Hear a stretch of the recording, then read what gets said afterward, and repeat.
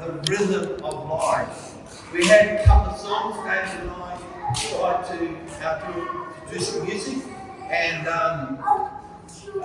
he had the piano going, I sang, and we wanted to worship God, and we did that with a tool. One of the tools is called rhythm, and life really does have a rhythm, and if you listen carefully and quietly, you can hear your heart beating, and it has a rhythm. God has a rhythm. And so I want to talk a little bit about the rhythm of life. Psalms 32, 37, 23, the steps of a good man are ordered by the Lord, and he delighted in his way. Other translations says he delights in his way. And so firstly, we want to look at our footwork. In our text, David writes, and he says the steps of a good man.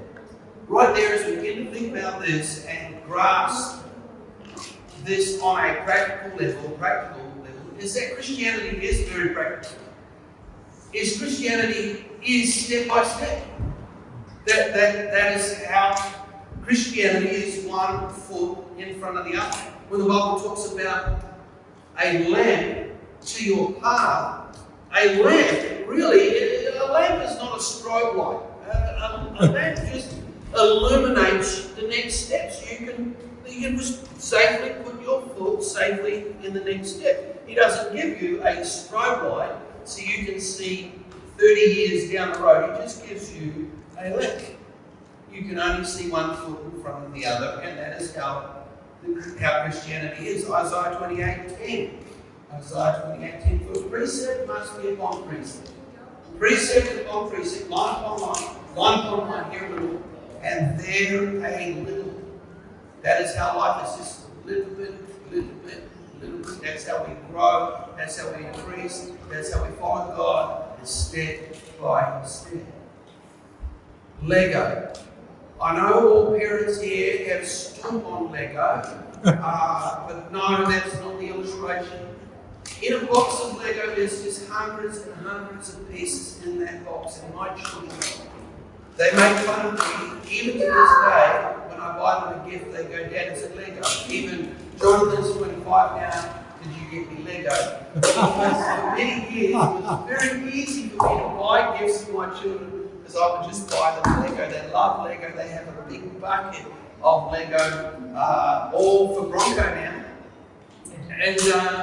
And so you can make anything you want. When you've got enough Lego, you can make anything you want with that box of Lego. And I've seen my children over the years make things that I don't know what it is. I've got no clue what they're in their mind. It's just a bunch of pieces all put together. And they know what it is, but it doesn't resemble anything in life. But as they got older, when they followed the instructions step by step, at the end of it, they made a fantastic toy that actually resembled the picture on the box. And I believe that really illustrates well how life is. And life is built well, and life is built best one step at a time. Now some of you, and I know some, you're like my kids without the manual. You just be doing whatever you want to build. You just get the bits of life and just get stuck in there. And perhaps you don't know what the heck's going on. Perhaps you don't know what you've built. But you know what? We need step by step. We need principle, and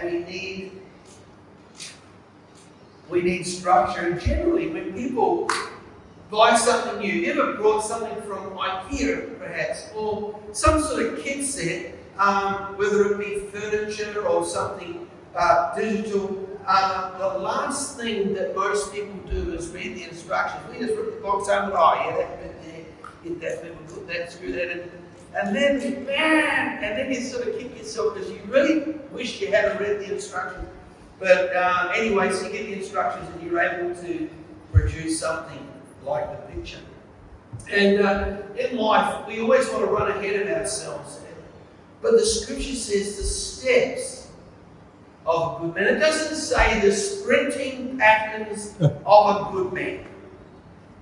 The flat out running of a good man. It doesn't say that. It just says the steps. The steps. And if we'd be honest with ourselves, we assume too much, we presume too much, we conclude too much, we come to conclusions about life, about people, and we just race way ahead of many situations. But we are told here to take life step by step. Don't jump to conclusions. Proverbs 29:20. Do you see a man that is hasty in his words? There is more hope of a fool than of him. Proverbs 21:5. The plans of the diligent, the thoughts of the diligent tend only to plenteousness, but of everyone that is hasty, only one. Plans of the diligent lead surely to plenty, but those of everyone who is hasty, surely to poverty. When we are hasty in our judgments, when we rush in with our decisions, with our words, we always seem to regret it afterwards. Who knows what I'm talking about? Sometimes, do you know anybody that's impulsive? No. You don't know anyone? I know people that are impulsive. But sometimes, if you're impulsive, sometimes you can buy something impulsively. We rush in, we get home, and we've gone to the shop, and we just out of the blue, we got home, it doesn't even fit. Who's done that? Looked all right, but we're impulsive, doesn't fit, it's actually not what we wanted at all, and sometimes we can't return it. Esau, our biblical character, was a man who was impulsive, and he sold his birthright because he was hungry. Man, we get hungry all the time. We get hungry 3 times a day. And here's this guy's hungry and he sells his birthright. Hebrews 12:16.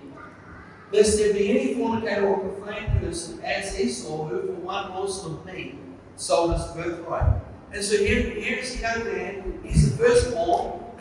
He already knew, he grew up knowing that there is such a special blessing for this man, such a special blessing on his life and for his future. He had a twin brother who was very aware of these principles as well. And he came out second. They were twins. He came out second, but he really valued what Esau had.